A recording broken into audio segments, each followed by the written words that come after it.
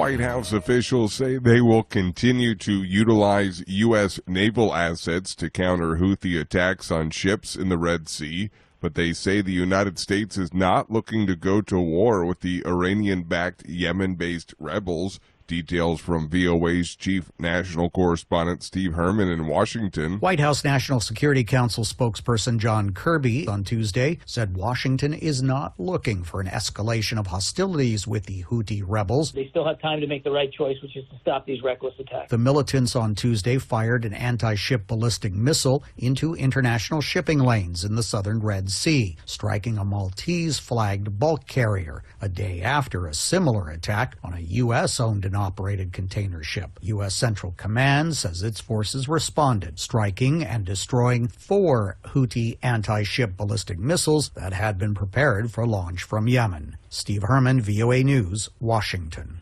Iran has launched attacks in Pakistan targeting what it described as bases for a Sunni militant group, potentially further raising tensions in a Middle East already roiled by Israel's war on U.S.-designated terrorist group Hamas in the Gaza Strip. Ukrainian President Volodymyr Zelensky came out swinging against Russian leader Vladimir Putin at the World Economic Forum's annual meeting in Davos on Tuesday. If anyone thinks this is only about us, this is only about Ukraine, they are fundamentally mistaken. Possible directions and even timeline of a new Russian aggression beyond Ukraine become more and more obvious. Zelensky Tuesday at Davos. This is VOA News. Palestinian militants have battled Israeli forces in devastated northern Gaza and launched a barrage of rockets from the south. Tuesday's show of force comes more than 100 days into Israel's massive air and ground campaign in the tiny coastal enclave. The fighting shows how far Israel remains from achieving its goals of dismantling Hamas and returning scores of hostages captured in the October 7th attack that sparked the war.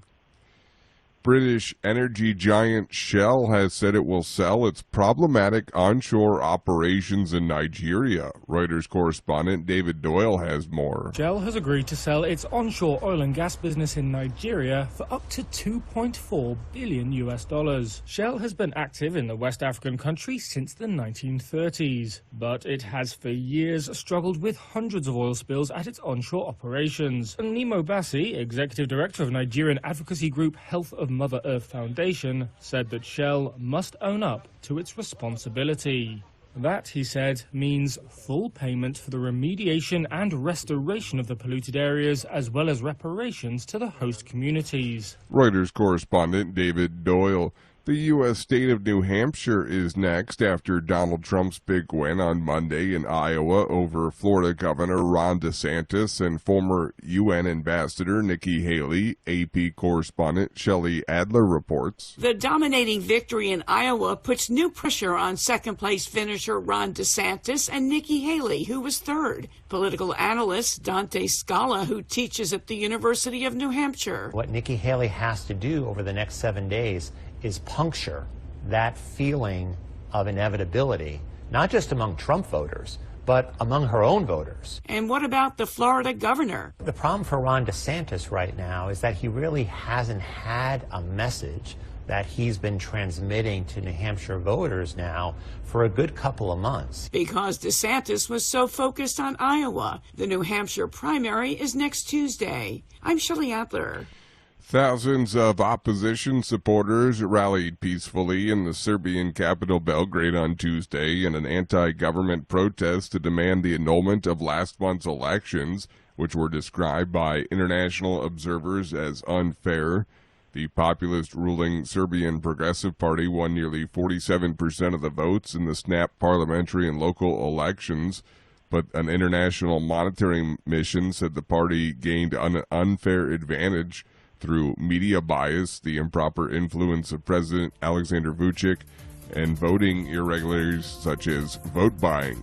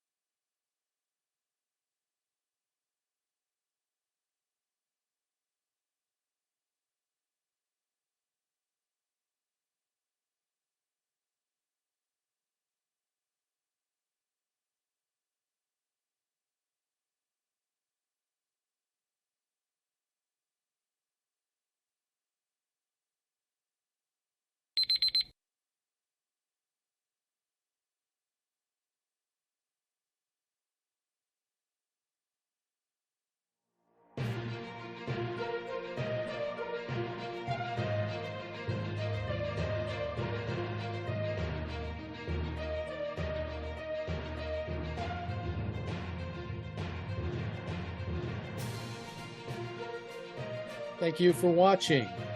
Can you do me a favor? Please leave a comment in the comments section below. That would really help.